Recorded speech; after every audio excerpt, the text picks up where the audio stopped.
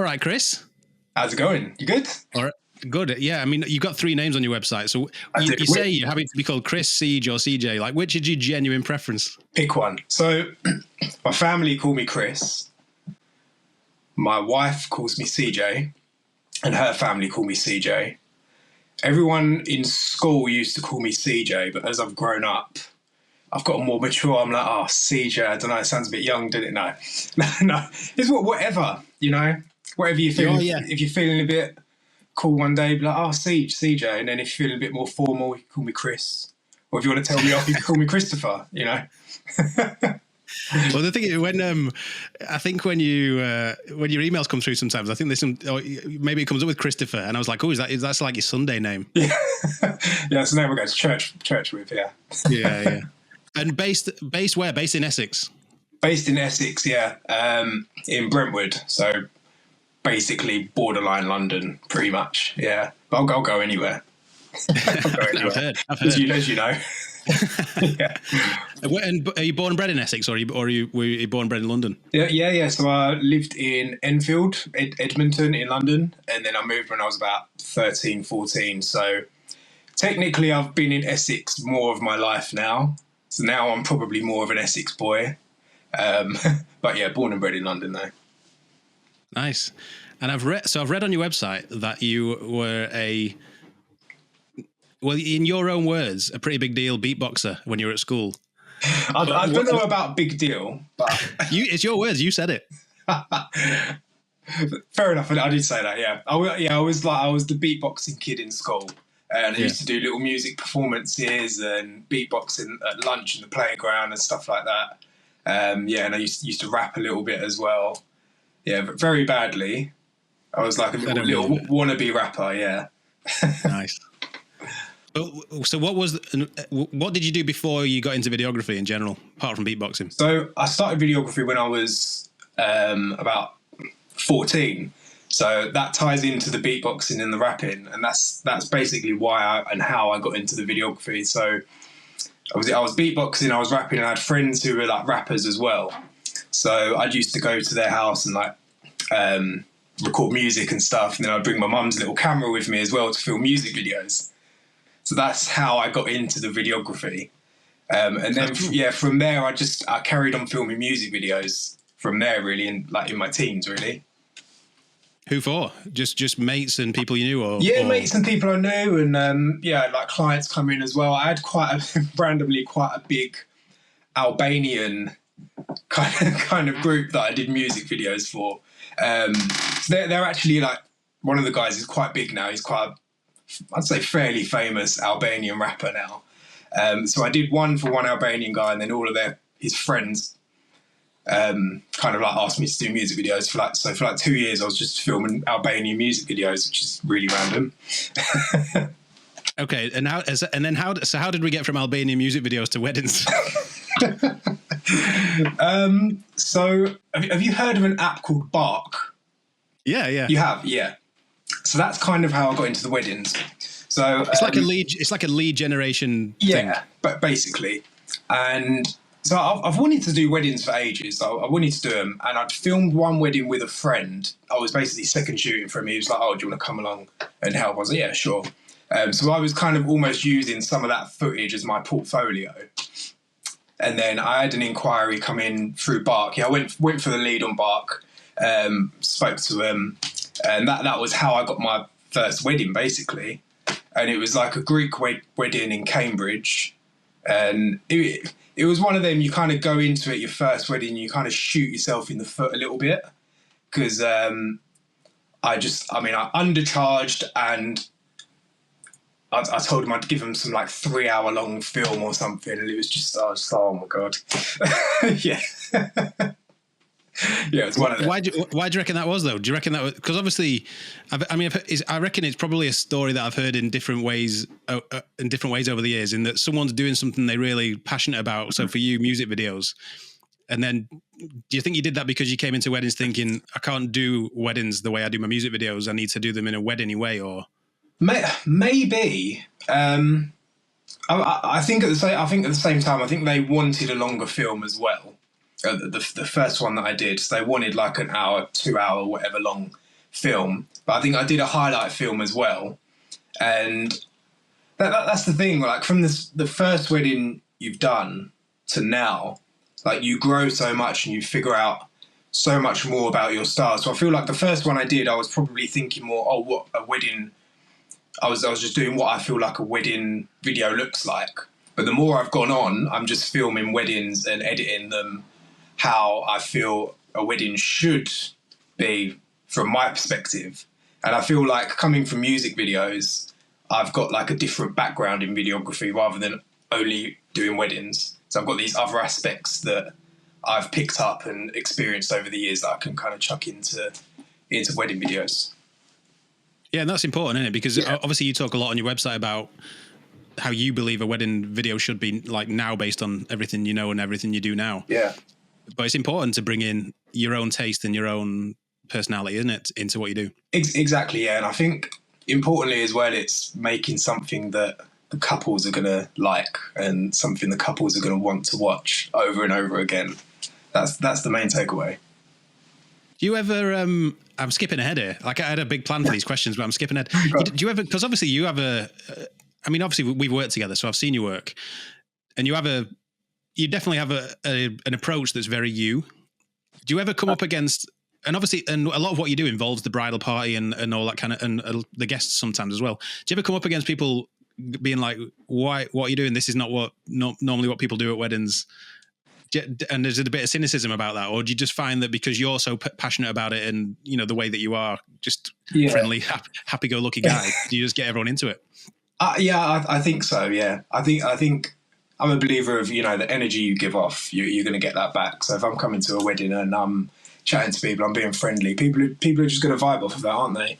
And I've never had people being like, oh, what are you doing at the wedding? What are you doing on the dance floor or whatever? Because I think once you do a few weddings and you put your work out there, you start to attract the kind of couples and the kind of clients that you want as well. So, the couples that inquire, they know that already. They know that I'm not just going to hide in a bush and like film on a long 70 to 200 millimeter lens. I'm going to get involved a little bit. So I think, I think that's important, like kind of clients knowing that. And when you kind of have your style, people know that from the off already, so that they know what they're getting into, kind of. Yeah. No, it was cool. It was cool to watch you work alongside, because I work in a different way than how you work. Yeah. So it was cool to see how that worked together. And obviously the way you work made pictures for me that I may not have got otherwise. Yeah, and vice versa as well, though. Yeah. Yeah, no, it was cool. It was cool. And like I said to you before we started chatting here, that I was just watching the highlights that you made from that wedding, and it made me want to go to that wedding. And I was like, oh, I was at this wedding. I feel lucky. Yeah. But would you, let's just go, before I talk about your style in general, because you've touched on it a bit there. What cameras do you use? So I'm on Lumix. Sony hater. No, I'm joking. No, I'm not. So I've been on Lumix for years. The first camera I had was a Canon 700D, proper up this back in the day. And then I got a Lumix GH5, and now I'm on Lumix S1H, and I use Sigma lenses as well. Any reason for those choices? I just quite like how the Lumix cameras work and how the image they give off as well. I feel like they've got good color science. They've got amazing image stabilization. The autofocus isn't great, not gonna lie. That's the only one downside, but I don't use autofocus. I haven't used autofocus in years. I just rock manually. Everything else I really love about Lumix cameras. They're really good. Any reason for the Sigma lenses? I use Sigma lenses as well, but they're just so crisp, aren't they?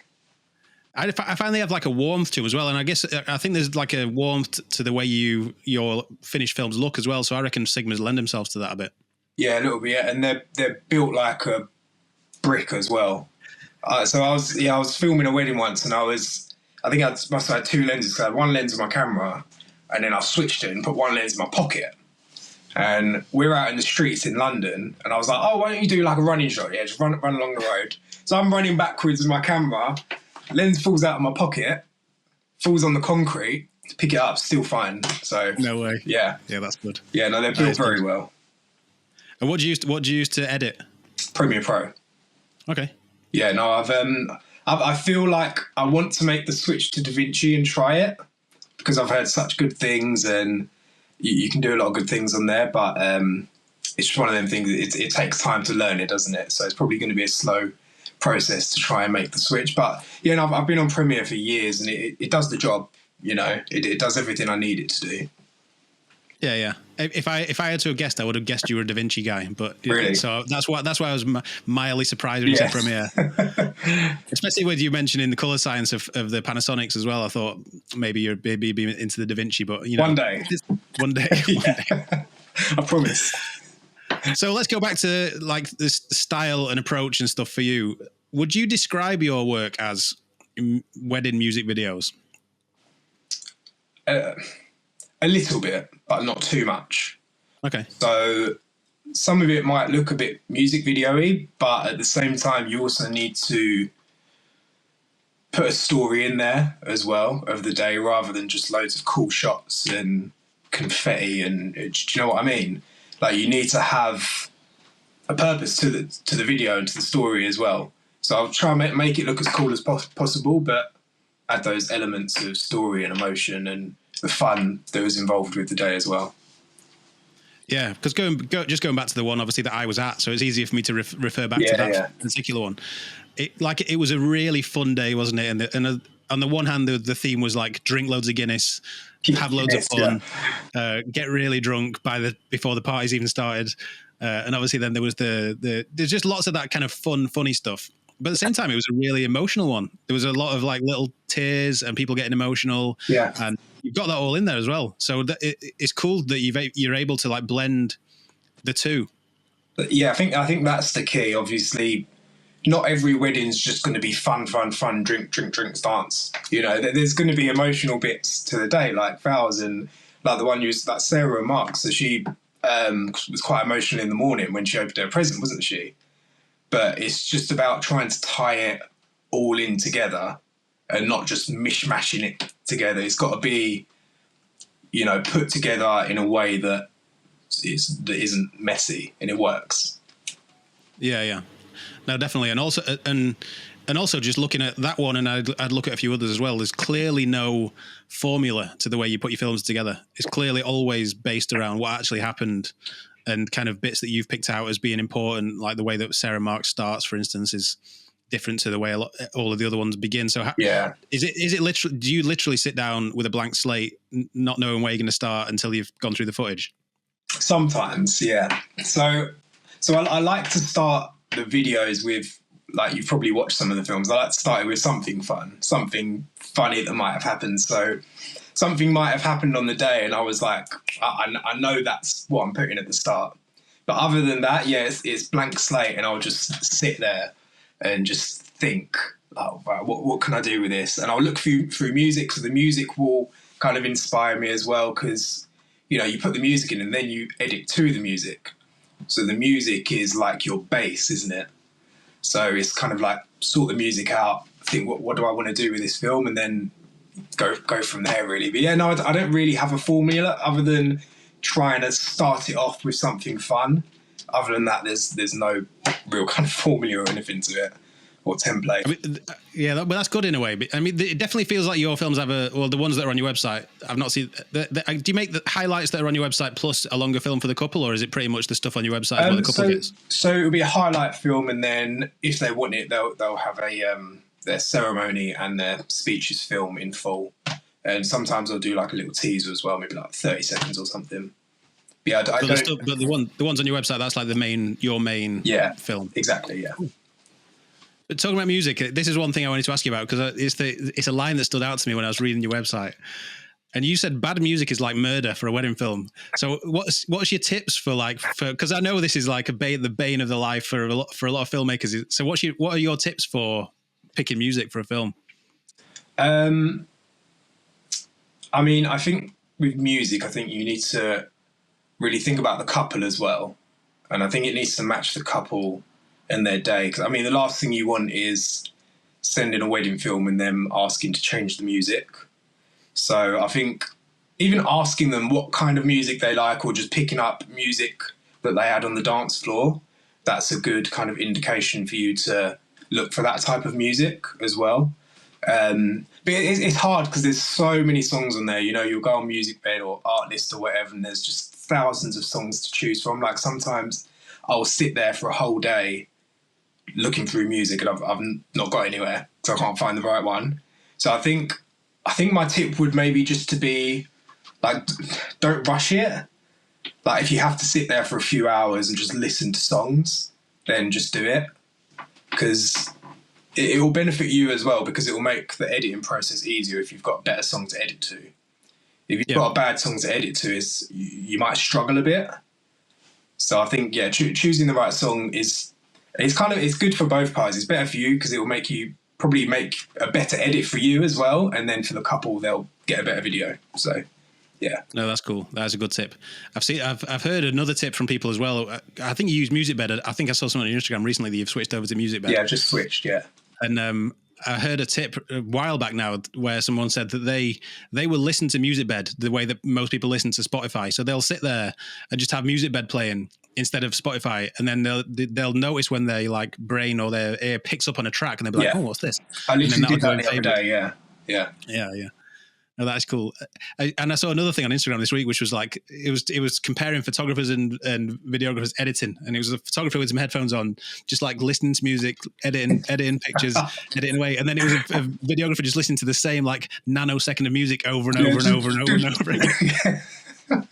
Yeah. That's the only thing. You can't like listen to music whilst you're editing because you have to listen to the songs. Yeah, it's like okay, take it back, cut it. So yeah. No, funny. So just like one more question, actually. So obviously, again, because you have quite a specific approach in the way that you need to be able to work to get the kind of results that you need to get, I suppose. Yeah. How do you prep clients for that? Because obviously, again, just comparing it to Sarah and Mark when I was there, they were so excited for what you were making. So how do you get people to that stage where they're genuinely excited to do anything you tell them to do because they know what the result's going to be like? Well, I think it's probably just from them watching previous films of mine, though, isn't it? As well, because they know the type of films that I can make and I will make for them. So they're just excited to get one of their own, aren't they? You know, because obviously couples will look at work, videographers, photographers beforehand. So they might watch one of my films on my website and be like, "Oh my God, that is so cool." But then in their head, they're like, "Right, we're going to get something like that, but tailored to us." So that's really exciting for them, isn't it? So you don't do anything more than that to like prep people? Not really. No, I think the work kind of speaks for itself a little bit, I guess. So I feel like they kind of know what they're getting into and the kind of work I produce, how I work as well. I mean, I kind of tell them that, you know, on the day, we're just trying to like join in with the day as well and just be like a guest. And they kind of know that, and they're like, yeah, of course, like, yeah, have a drink, whatever. So, so they know that prior to me being there on the day. Yeah. And so what would you do now? Just like circling it back to when you talked about your first ever wedding, when they wanted like a 2-hour film and all this kind of stuff. What would you do now if someone inquired and you get the feeling they don't necessarily want exactly what you do? See, I think if they really wanted me, I think it's one of them things maybe you just kind of need to negotiate on and kind of like meet in the middle on. Because I mean, doing a 2-hour film is something that I don't do. I wouldn't say that. I wouldn't say yes to it. But I'd just try and negotiate with them and be like, okay, maybe I can do you a bit of a longer film and then make you a short one as well. Because the shorter ones are that's like my bread and butter kind of thing. That's what I do best. So if it was a case that they did want a longer one as well, then we can kind of negotiate. I don't want to completely turn someone away just because of that. You know, I feel like there's always a middle ground that we can kind of meet on, isn't there? No, yeah, good advice. Yeah. Good advice.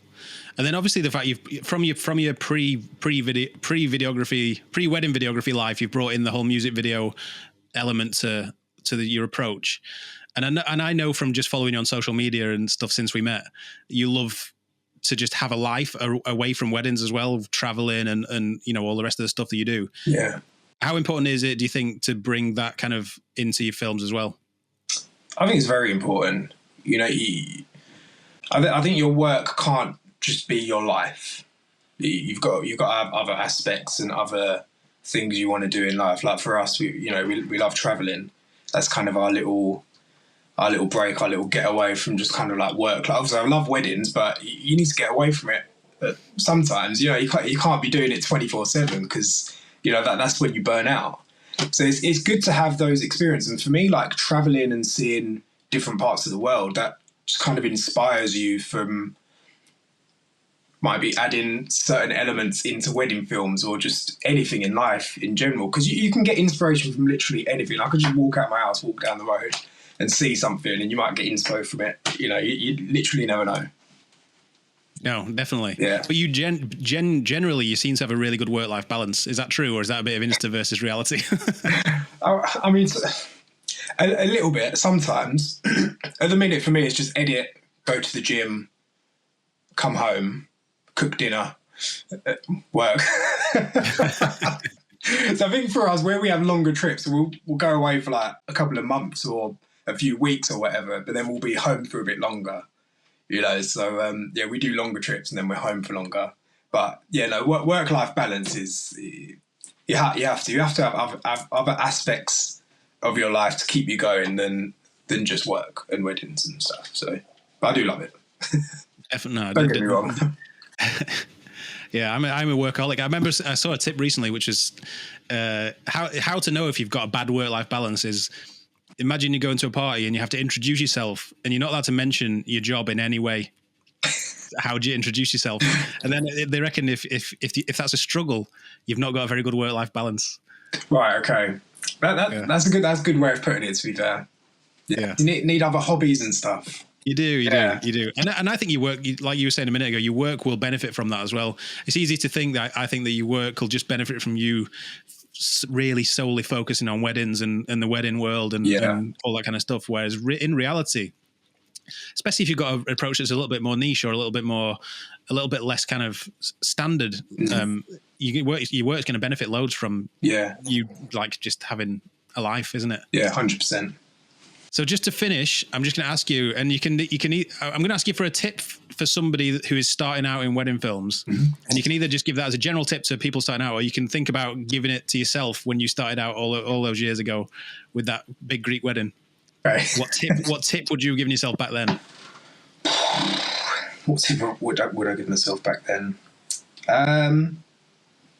It's just, I guess the tip I'd give myself is, which I don't think I didn't do, but I think it's a good tip for anyone, is to just experiment whilst you're in your early stages. Experiment with, you know, different styles. So if you're coming into weddings and first of all, you've not got a portfolio and you're obviously either charging nothing or charging little, then I feel like you've got that space to be able to experiment with different styles and just see what works for you and what you enjoy doing as well. So I think finding your style and experimenting with that is really important to excelling in wedding videography or photography, you know, because once you've got your style, you just start to enjoy it more. So I feel like you need to know what that is. So yeah, just experiment as much as you can, I think. Good tip. Just as a side though, do you feel like you still experiment now? Because your work still feels experimental in a lot of ways. I guess so. Yeah, I think so. Yeah, because it's a good tip in two ways then. Because the one is it's great. I think it's the best tip ever. But it kind of gets you into the habit of experimenting as well. Yes, yeah, I guess it does, because it kind of almost makes you want to try each film differently, you know, and which I kind of do with my films anyway. Like each of them are different. Like one I did last year was like I don't know if you watched it, the Minnie and Annette. Not sure if you watched that one, but I feel like that one was quite very different to all of the other ones. And yeah, I know what you mean. I guess they are still a little bit experimental because they are all quite different. So I think it's something that you don't have to only do at the start of your career. You could carry that on down the line and try and progress from there. Yeah, because even when you found your style, which I feel like sometimes we do, and sometimes we feel like, oh, I want a new style. Yeah. But even when you found your style, you always want to be like evolving and moving forward still. So you still need that experimentation just to so your style doesn't get stale. No, yeah, I mean, yeah, exactly. Yeah, if you've got people that were filming weddings 20 years ago, right? Obviously, they don't look anything like today's wedding videos. So yeah, you need to adapt, don't you, with the times and the styles. But you don't want to adapt just for the sake of it, because you don't want to be you don't want to drown out and like no one's going to book you, but you still want to enjoy what you're doing. So you can kind of add elements of things that might be trendy or whatever now, but still stick to your style a little bit. So what is I'm going to try and like extract some productivity tips out of you. One of them, I guess, isn't like swan off to Peru every 5 seconds, but like what's like a day in the life for you? How do you get your work done? Do you have some structure, or do you just kind of go with the flow? Do you want me to be totally honest? I'm very unproductive. Okay. Sometimes I've struggled to make it to my desk and do work. Like sometimes I have to tell Jess, I'm like, right, tell me to go to my desk and do work, or I'll just like make dinner and then sit with her and watch whatever. I think having things like to-do lists and checklists are very good. I need to do it more, to be honest. Just having whatever you want to get done in the day or in the week, like, oh, I want to get this edit done by the end of the week, like regardless, then that's your goal for the week, so you have to do it. But I think productivity as well, I think, again, it comes to having that work-life balance as well. The more you work, the more you're just going to burn out and not want to work. So you need to have time away from your desk and time away from all of that as well to help with that.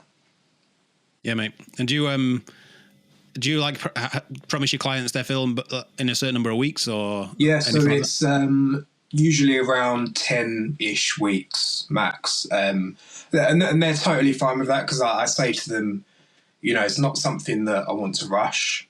The last thing I want to do is send anyone a rushed film, because that's not good for anyone. So it's one of them things. It takes time to get it right. It might be a thing of like, I've been editing something for a week and I'm like, right, I've just got like mental creative block or something. It's like I just need to take a week away from it and come back to it. And couples get that they know that it's not something you can just sit down and just be like, right, I'm creative. Turn my creative switch on and I can do it. It's sometimes you're in the zone, sometimes you're not. That's how it is. Definitely. Yeah. And it's like a skill over time as well to recognize when you're in the zone and when you're not, because when you are, like you say, when you're not in the zone and you try and push yourself to work, your productivity is in the toilet anyway. Whereas if you're in the zone and you just go with that flow, then you tend to get loads done, and it's good stuff and all the rest of it. So I like that. I enjoy that, mate. It's been a pleasure to chat to you. Thanks for coming on, and really looking forward to seeing you again soon. And no, mate, thanks a lot. Yeah, no, you're welcome, man. Yes, no, it's been really good to chat to you. I feel it's nice seeing a familiar face, even though it's been a while. It's been like nearly a year, but it's nice. Cool, mate. Well, I'll see you soon. Yeah, definitely, man.